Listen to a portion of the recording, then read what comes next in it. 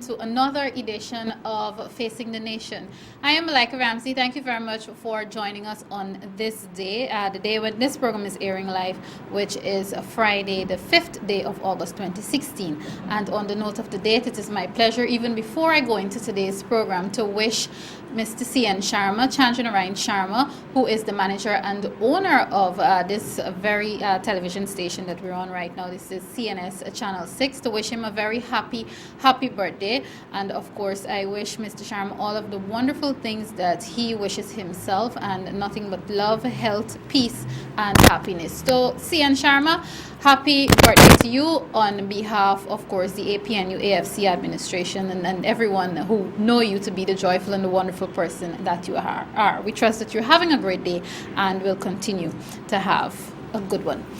Well, today's program is a bit, some of you may call it loaded, because I don't usually do two heavy topics in one program, but sometimes we must do things differently, and of course we have to take the giants when we can get them, because the issues that we're dealing with today, they're considered very giant sectors in our society. Of course, that has to do with land, the Guyana Lands and Surveys Commission, and also coming up in the second half of the program, we will be dealing with the teaching sector. The president of the Guyana Teachers Union and some of his other colleagues will be on today's program. But first off, let's focus on what we're dealing with first, and that is the Guyana Lands and Surveys Commission. We call it for short, the acronym is the GLSC, and it's my pleasure to welcome for the first time on this program the Commissioner, Mr. Trevor Benn. He is the Commissioner of the GLSC. Welcome to Facing the Nation, sir.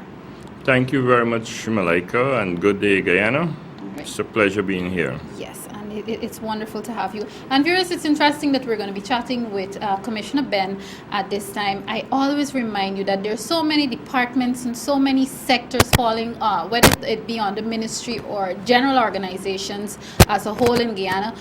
It's not until we have to get something done for ourselves, or if an issue would come up, then we know and we understand the purpose and the rules. So today's program, today's conversation on the GLSC is basically designed to let you know what the purpose of it really is, and what are some of its functions and what it's been doing, especially since Mr. Trevor Benn became Commissioner.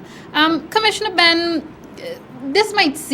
my first question might seem basic and simple, but just so that we can put the conversation into perspective, what are the purposes, roles, and duties of the Guyana Lands and Surveys Commission? Okay. Well, Malika, first of all, I want to say that the Guyana Lands and Surveys Commission, which is the successor organization of the Lands and Surveys Department, got started in 2001. There was an act called the Guyana Lands and Surveys Commission Act, which was passed, Act 15 of 1999, which was passed, and so that gave birth to the commission. The commission, according to the act, is the main custodian of all public lands, meaning all lands owned by the government of Guyana are considered lands to be managed by Lands and Surveys Commission. And so our responsibility is to ensure that we govern those lands to the best of our ability. Now, in doing so, we have a number of responsibilities, one of which is to be the mapping agency for Guyana. So anything to do with maps, the map of Guyana, the map of the regions, the specific maps that you want to have on specific areas. Lands and Surveys is the main custodian of the maps. Okay. So similarly, in terms of plans, you have to develop draw a plan for a housing area, for an agriculture area, for a mining area. Anything to do with plans, Lands and Surveys we must have a copy of that plan. If we don't do it ourselves, the people who are responsible for doing it has to get it signed off by Lands and Surveys. And this goes for even the private homeowners? Yes, for all lands. All lands. Any plan being drawn for a land in Guyana has to be, a copy has to be lodged with Lands and Surveys. It has to be signed off. For it to be official, for it to be used officially, it has to be signed off by Lands and Surveys. The same with the map. So wherever you see a map in Guyana, even if it wasn't done, the base for that map came from Lands and Surveys. Sometimes we do the original map, and then some agency that has this similar skill sets would develop it into a different kind of map and so on. But the base for that map would have come from Lands and Surveys. And we have to have a copy of that map stored, even if it's developed outside of the Lands and Surveys Commission. So we're the main custodian. Okay. We are supposed to be responsible, and we are responsible for the allocation of lease and government land, which is leased for agriculture purposes, for residential purposes, or for other purposes, commercial, etc. So a case in point is the Suzdijk-Linen Highway, for example, or you have Blackbush Pole, you have areas along the East Coast, Turkine, and so on. Many of those areas have formerly leased land or are currently leased land, which we have responsibility for. And so people would lease the land for us. There are the various ways in which we would give you permission to occupy the land. You could use either lease, or we can give you permission, we can give you a license, things like that. It depends on the size of the land, depending on what you want to use it for, depending on where the land is located. It depends on those things that we decide what form of permission we will give to you. Okay. So, but in the end, people are responsible to Lands and Surveys to pay for the use and benefit of that land, or to pay the land rent associated with the use of that land. The use of that land. All right. Yeah. I want to take it in one of the, and I'm assuming the Department of Housing would in a sense be your brother or your sister in this case. Earlier up in the year, we got reports that it was reported widely in the media that there would have been a backlog in allotment of lands for private citizens or for whatever purpose you want to use it for, because there seemed to have been a shortage in land. Now, how involved, or what role, I should say, does the GLSC or would the GLSC play in that area in terms of working with the Department of Housing? Well, that's a good question, Malika. Like I said earlier, we have responsibility for all public lands and surveys. So if the Ministry of Housing, the Department of Housing requires land for the purpose of developing a housing scheme, they would come to Lands and Surveys. Okay. The lands at Providence, the land at Diamond, the land at Grove, etc. Some of them were transported land held by Gaisuco, some of them were leased land, which the property of the government of Guyana. We would have to, through an agreement, an arrangement with the Department of Housing and Central Housing and Planning Authority, excise those lands for the purpose of housing. So if there's a case, the backlog could be not necessarily related to the absence of land. It is the administration of the system, the processing. of the application. So I'm not sure which is it, but that could be a reason for the backlog. But in terms of land, they would have to approach Lands and Surveys or buy it from a private. If it's a transported land, they buy it from a private landowner to do that. All right, great. Viewers, if you're now tuning in, this is Facing the Nation. Today I'm chatting with the Commissioner of the GLSC, Guyana Lands and Surveys Commission. We're talking about the purpose, the functions, and so on of the Guyana Lands and Surveys Commission. Before we deal with some of the other roles and responsibilities and some of the things that I'd like to get from you, sir, you're basically, and of course this is not in a put down way, but you're a new kid on the block still as Commissioner of GLSC. Have you been encountering some major challenges that would affect the work of GLSC, and how have you been able to work along with the staff and so on to bring a sort of an ease to those challenges, regarding the challenges? Yeah. Well, first of all, let me say that I inherited a bunch of technically sound staff. Most of them are very good at what they do. We, however, have lots of challenges. And one of the major challenges is that we have, like the Central Housing and Planning Authority, a backlog of over 30,000 applications.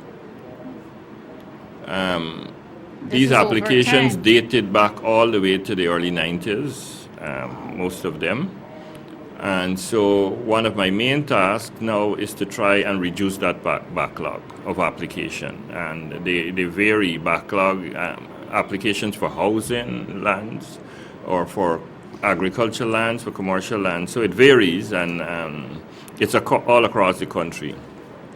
We have offices in 8 of the 10 regions, and 10 such offices, 3 of them in Region 6 and 2 in Region 4, and across the country we have, except for Region 8 and Region 5. Of course, you know, Region 5 is administered by the MMA, Micronesia Agriculture Development Authority. So the challenge of managing a network of offices, you know, and getting everybody up to speed on the new arrangements that we are trying to put in place could be challenging, especially in a organization where ICT is not optimally utilized as yet. So that's something that we are moving to do, is to make the office a little bit more IT based. Okay. And to we want to make sure that our clients, when they come, they could have ready access to the plans, ready access to the information relating to their application, ready access to the information relating to the rent that they may owe, etc. So there's a lot of work that we are now putting together, a lot of ideas we're putting together to make the organization a lot more efficient and ready for the 21st century. So you would have been getting a drove of persons coming to have themselves regularized. Yeah. You probably have noticed that we have had a lot of ads in the newspaper encouraging people to come in and let us know what the issues are, come in and update your information, come in and pay, more importantly. Yes, the funds are needed. We have outstanding land rent to the tune of close to $1 billion. One agency alone owes us over $500 million. And so it is affecting our ability to run the operations of the commission smoothly. Sorry to cut in on you. This one agency aside, that's owing close to $500 million. That aside, the rest of the funds, the money that is owed, amount to what's the ballpark figure, number of persons that would owe the balance? We have at the moment roughly 30,000 leaseholders. So it is spread across. Some people are better at paying their land rent, and so we don't have issues with them, but others, over a protracted period, have not been paying. We have not been able to go after them. For some reason or the other, we have not been able to do that in the past. We are trying to do that a little bit better now, writing to them, sending them letters, going to their homes. In some regions, we are able to do that, go to the homes of the leaseholders to encourage them to come in and pay. And we are taking the steps also to cancel leases for non-beneficial occupation for non-payment of land rent. So a lot of that is going on, and we're encouraging people to make maximum use of the land which they apply for.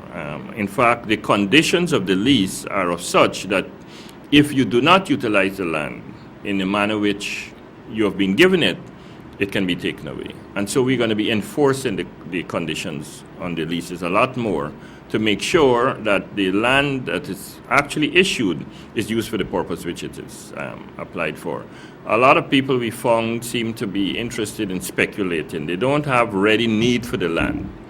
So they apply for it and they hold on to it and hope that they get an investor to come and help them develop. While somebody else could actually be putting it to use. Precisely. At current rates, you may have heard the Minister of State say this the other day in his response to one of the questions given by the Committee on Natural Resources of the Parliament, yes, that we have to increase land rent. Yeah. At current rates, we cannot meet the operational cost of the organization. Put aside the rent that is outstanding, the back rent that is outstanding. On the current rate, if we were to run the office on the current rates, the current land rent, we would only be able to meet 3 months' cost. So we have to increase the rates to be able to meet the daily requirements. How soon do you see, how soon will that measure in terms of increase be put into place? Well, we will have a conversation. We would want to discuss this with stakeholders generally before we implement it, because we know it's going to have an impact on the bottom line of people involved in agriculture. And even for this normal household, it will have an impact on them. So we are going to engage as many people as possible before we make a final decision. So I'm not sure how close we are to implementing that. Yes. But before we do, we will have some conversation with people to let them understand the rationale for our increases and so on, so that they could support us in this effort.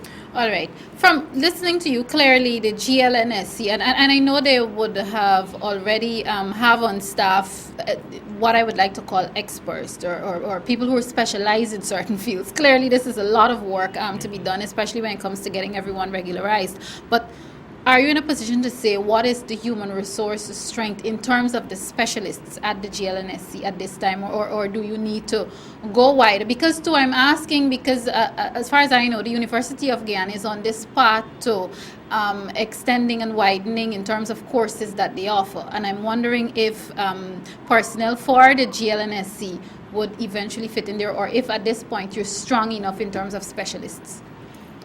I don't think, Malika, any organization in Guyana is fully equipped with the skill set that they need to really efficiently run this country. And Lands and Surveys is no exception. We have real need for people with greater skill sets than we have now. Like I said before, we do have a lot of competent people who has the technical competencies to do the work they're doing. But we have to take this organization into the 21st century. We are really, really lagging behind. We are supposed to be overseeing all the surveyors and surveyors in this country. We're not able to do that properly. Yes. Okay. We're not able to do that properly. And we're supposed to be looking over all of the land across the country. We have not been able to enforce it. So people are squatting still in some areas that we can't even get to. We need to be able to get to them. And we need to develop more creative ways of doing that rather than always jumping on a vehicle to get to the land and so on and so forth. So, for example, there is aerial photograph that we could depend on. We can utilize a lot more. We can utilize drones to help us with our understand the layout and getting the information that you need to do the mapping and to do the plans and so on going forward, which we are now talking about. So there's a lot more work that needs to be done. And with these new technology will require more training of our staff. At the moment, I'm engaging all of the managers in a one-on-one discussion. And this is one of the things I'm saying to them that they have to do a lot better, is identifying staff members to be trained in special skill sets where you to help already see the potential. It's just to feed on it and build on it. So we are talking about that internally, and we're identifying people. We have been doing that over the years, but I don't think we've done it as much as we should be doing. Of course, because of the brain drain in Guyana, a lot of people who've been trained as well have left. After their time contract comes to an end, many of them leave. So we have to also come with creative ways of keeping them, not just training them, but finding ways to keep them. And so we are taking all of those things very seriously, and we are looking at how best we could implement policies that will help to retain staff, train staff, and retain them. All right. Okay. I soon have to begin to wrap up my conversation with you, sir. But two other issues I'd like to address, and I'd like to begin with the Amerindian land titling. We've been hearing a lot about that. What role, or I should say, how big is the GLSC role in terms of in the area of Amerindian land titling? Okay, so Amerindian land titling, we are the main interlocutor between the Ministry of Indigenous Peoples Affairs and the agency executing the project, which is the United Nations Development Program. We are required to be part of the team of people that conducts the investigation before a grant is issued, and we have to demarcate once there's an agreement on the area, the size of the land, yes, so that we can develop plans, etc. So we are very involved in the process. One of the challenges we face is that because of the overlap of the acts, the Amerindian Act and Lands and Surveys Act, we have shared responsibility. The minister has certain powers in the process of titling lands, which really should be vested in the commission, the Lands and Surveys Commission. And we're talking about that. How do we harmonize all of these acts? And this is the Minister of Indigenous Peoples Affairs. Really, in terms of the investigation, Lands and Surveys is the only agency that has the technical competence and is authorized by the Constitution to really do investigation of the type that is required for the Amerindian land titling. But that process is led by the Ministry of Indigenous Peoples Affairs. We are saying to them that we have to move it back where it belongs, to ensure that we get the quality of investigation that meets the international standards to deliver on the. Is it a detailed or a lengthy or a tedious process to get it back to where it belongs, which is with GLSC? Well, we need some harmonization of the act. Okay. We need to do some of that, and we are at the moment we have some young lawyers who are studying at UWoodin. They're coming in from next week to work with us to help us to look at the laws, GFC vis-a-vis GGMC vis-a-vis GLSC vis-a-vis Amerindian Act, to advise us on where the overlaps are and what need to be done. And then we will have someone from the AG's office to help us to make the recommendations to Cabinet at some point. But these are the kind of things we need to do to streamline the overlap at the moment. But in terms of the Amerindian, the main responsibility, Amerindian land titling, main responsibility at the moment lies with the Ministry of Indigenous Peoples Affairs. But of course, that process cannot be completed without lands and surveys. We have to issue the grant, we have to do the plan of the area, we have to demarcate the area. And at the end of the process, we have to sign off on the certificate of title. Every piece of land that is issued in Guyana, that is not even for transported land that comes from Ministry of Housing, has to pass through Lands and Surveys. Okay. There has to be a signature of the Commissioner of Lands and Surveys before it can be legal. Okay, sir. Yeah. Finally, before we wrap up our conversation, the big talk in Guyana. This is a bit lighter note, even though I know that GLSC's role would be a serious one. The big talk in Guyana is about a green economy, transforming our country into a green economy, and that has a whole lot to do with lands and so on. How can the GLSC help in terms of moving us into this era of functioning off of a green economy?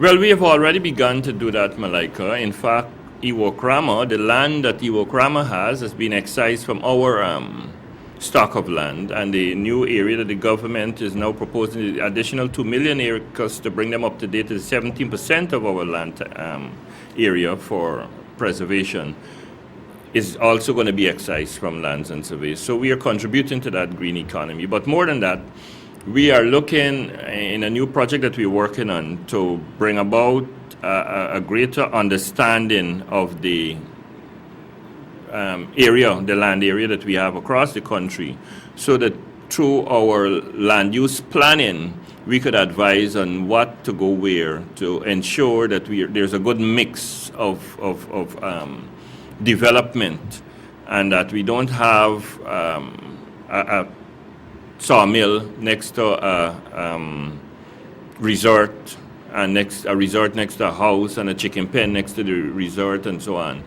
So we're doing a lot of work in terms of our regional land use plans, as well as the national land use policy that we're working on, which will give the government some directions in terms of how to develop areas to maintain the green space. We have an issue where most of the land in the capital and in the towns have been given out for housing.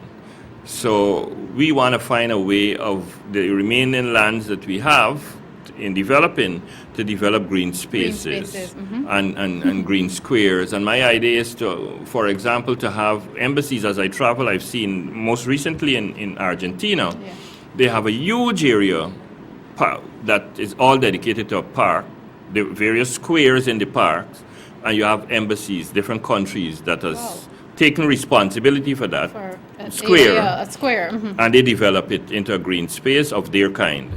So that they're in that park, there is seating, there is fountain, there is running area, there is, so it's a huge area. You can really go there and get clean air away from the smoke and the exhaust and we would like to, in some lands that we are repossessing from different people, we would like to utilize some of that in the outskirts of Georgetown to develop spaces like that. Okay. To contribute to the green economy. Quickly before I have to close off my conversation with you for today, because of course, viewers, I hope to have the commissioner back as GLSC continues on its work.